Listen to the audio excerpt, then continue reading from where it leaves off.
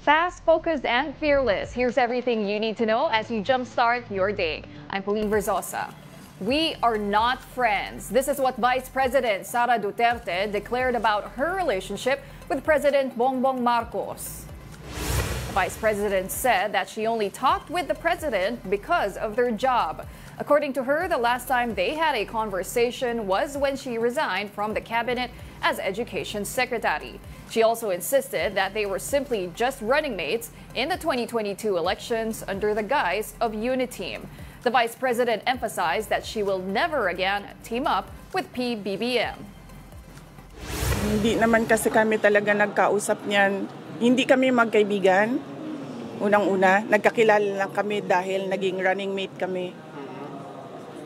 So, bago pa man kami naging running mates, hindi na kami nag-uusap. Nagkausap lang kami during campaign at dahil sa trabaho noon. And the word war continues between Vice President Sara Duterte and House lawmakers. This time, Duterte is accusing the Solons of laying the groundwork for her impeachment. Marian Enriquez with that report. The mood was tense from the start at Wednesday's hearing of the House Committee on Good Government and Public Accountability already. When the standard oath was about to be administered to resource persons and witnesses, Vice President Sara Duterte was up in arms and refused to take it. Ang nasa rules ninyo, witnesses lang po ang nag-o-oath. Wala po kayong rules sa resource persons?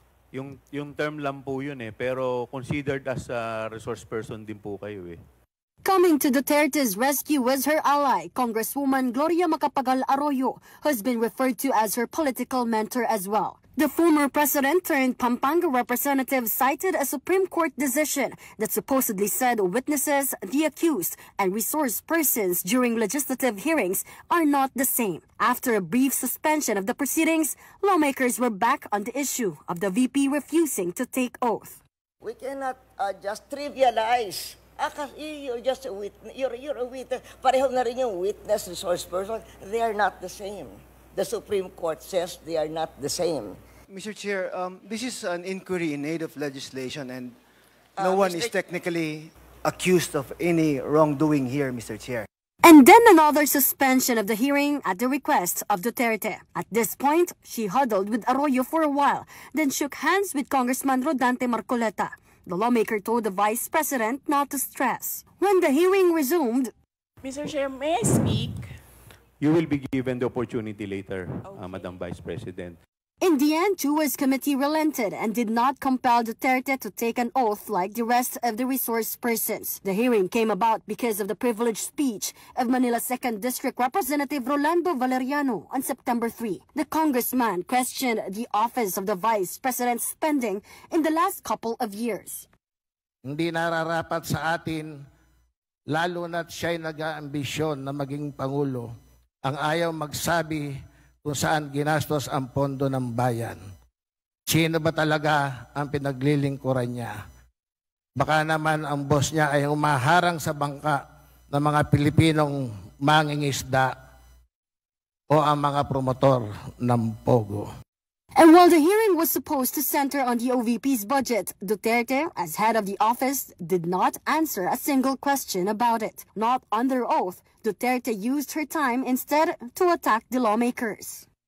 What we are witnessing now is no ordinary legislative inquiry. This exercise is a well-funded and coordinated political attack. This much is evident from the very words of the privileged speech that prompted this inquiry. A speech that simply meant to say, do not vote for Sara on 2028. She also claimed that the hearing was just a rehearsal for the bigger plan to kick her out as vice president through impeachment. So you may try to destroy me, you can skin me alive, and throw my ashes to the wind. But let it be known, you will find me unbowed. I will continue to serve the Filipino people no matter the personal cost or political intrigue.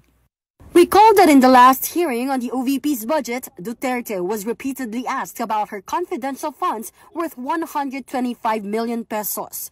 That's because the Commission on Audit issued a notice of disallowance on 73 million pesos of that, which basically means she has to return the money or appeal the decision by submitting evidence. But Duterte is adamant her office did nothing wrong. As we have done last year, we again leave the 2025 OVP budget to the pleasure of Congressman Martin Romualdez. If you feel that all the documentary submissions are not enough, then by all means, huwag kayo magbigay ng budget. The Vice President decided to leave around noon without answering any questions. Speaker Martin Romualdez has yet to comment on the Vice President's accusations. Congressmen also insisted that they are just doing their job, scrutinizing the national budget, and that there is no campaign among them to impeach Duterte. For now, it's not clear if Duterte will attend another inquiry into her office's fund use, or for that matter, plenary debates on the OVP's 2025 budget scheduled for September 23. For News 5, Marian Enriquez, we are One News.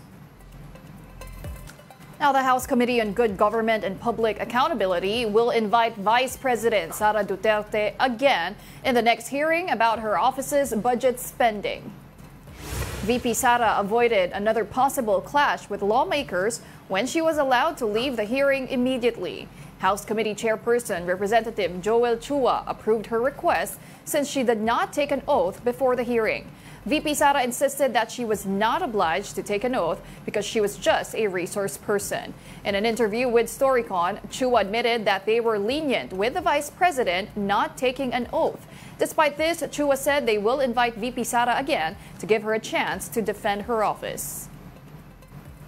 We will continue to invite her, pero siyempre at the end of the day, nasa kanya naman po yan kung siya po ay sisipot. At patuloy po natin re-respetuhin ang kanyang opisina. At pero ito pong pribilehiyong to, pagaya po ng binanggit ko kanina, ay hindi po magiging president po sa lahat. Let's now take a quick look at today's other headlines. In the Philippine Star, President Marcos admitted to having a cough and cold. He stopped to blow his nose during his speech at the awarding of the 2024 Outstanding Government Workers. Marcos assured the public, though, that his situation would not slow him down. And in business world, the Bangko Sentral plans to reduce the reserve requirement ratio substantially this year. The BSP reduced the ratio for big banks and non-bank financial institutions with quasi-banking functions in June 2023. The RRR is the portion of reserves that banks must hold onto rather than lending out. On to another story. Former Budget Undersecretary Lloyd Christopher Lau was arrested in Davao City yesterday. The tracker teams of the Criminal Investigation and Detection Group, or CIDG, caught Lau at Ecoland at around 11 a.m. His bail was set at 90,000 pesos, but it is unknown if he posted bail. Lau is facing graft charges over the alleged illegal transfer of 41 billion pesos in public funds. It was allegedly used for the procurement of overpriced items from pharmaceutical company Pharmally during the COVID-19 pandemic.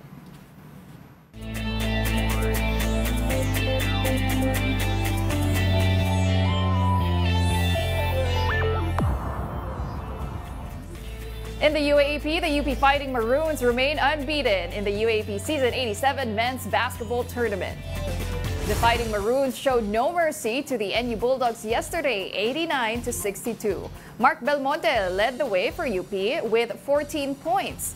And before this match, the UE Red Warriors finally nabbed their first victory this season as they stunned the FEU Tamaraos 56-51.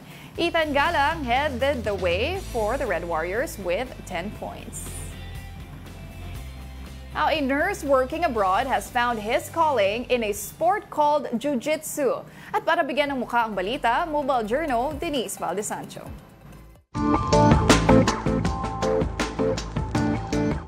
Mula sa pagiging nurse sa ibang bansa, napunta sa martial arts ang nakilala kong atleta.